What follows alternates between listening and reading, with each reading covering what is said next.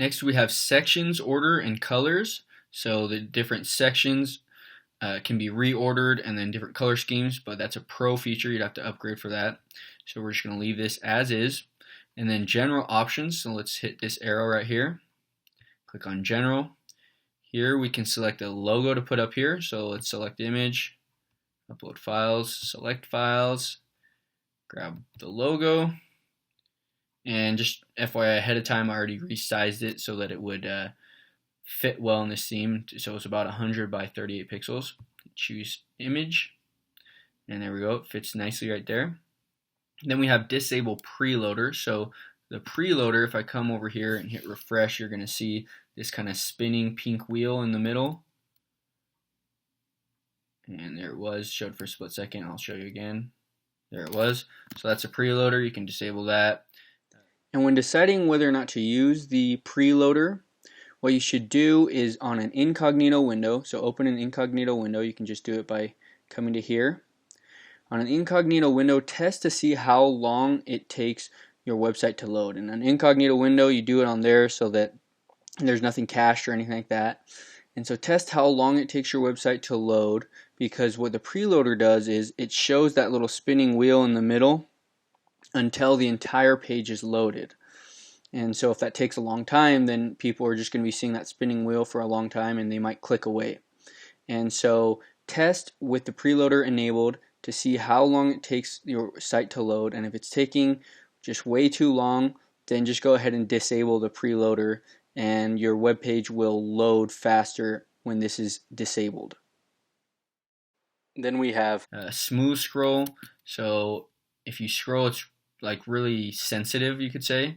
So I could scroll all the way to the bottom very easily. And if I disable that, and I'd have to hit save and publish, come back and hit refresh.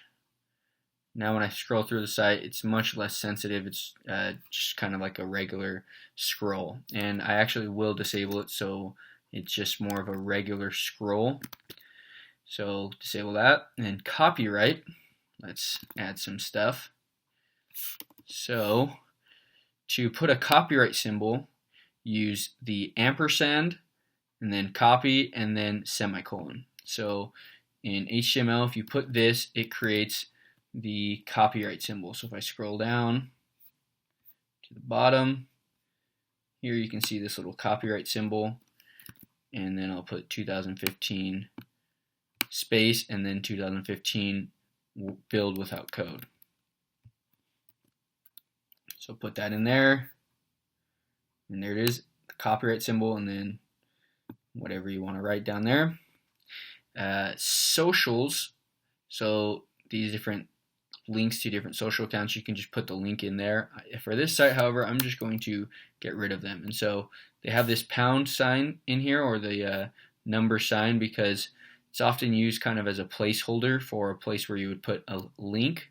So if I put a placeholder there, then it will make it show up and it's clickable and everything, but when you click it, it doesn't do anything. But just FYI, that's why that number sign's there. But we're going to get rid of all these. So if you just get rid of the content in there, so there's no link or number sign or anything, then it just gets rid of the icons completely. And I'm going to do that. And then in the footer as well, you can change the, your company address and stuff. So let me put in email. And you can make it accepts HTML and stuff, so you could make a link if you want. But I'm just going to put that in there. I like the phone number symbol, but I don't want people calling me. I'd rather get an email, so that's why I say drop us an email. And then just put the location right here. And so that's that. I'm going to hit save and publish, and let's come back here and hit refresh. Scroll down to the bottom, and there we go. I've got my footer information all entered in. Here at the bottom, you can see in addition to what we've put, there's also this Xeraflight powered by WordPress. And so if you want to get rid of this, remember there's two ways of doing it. You can use CSS and do display none, or if that doesn't work, then you'll actually have to edit the actual theme files. So first, let's see if we can do the display none. So we just right click on the words and hit inspect element. Okay, so now this is highlighted, so this div or this section is that entire Xarif Lite powered by WordPress. So everything we want to get rid of is in this div or section, and we know because when we hover over it, it highlights the whole thing. And so we can just write in here, try our trick, right? Display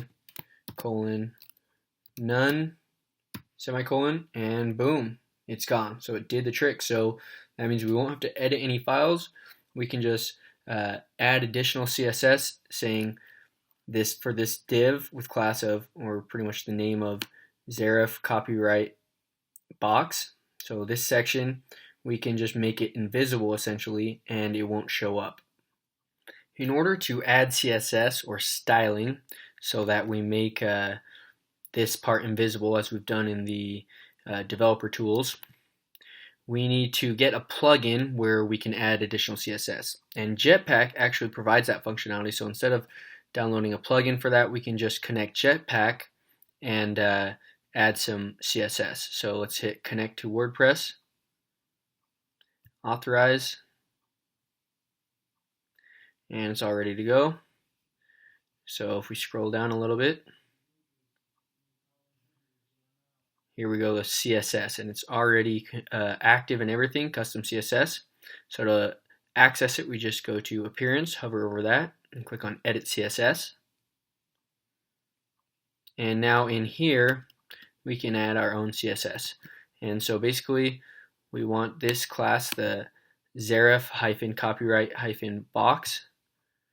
So in here, I'm just going to put dot, which is saying class, which class Xarif-copyright-box, and then curly brace, and then just this display none. So that's just a little bit of CSS for you. If it went over your head or you don't care about it, just copy this and paste it into the custom CSS. And then hit Save Style Sheet. Now let's close this and hit refresh.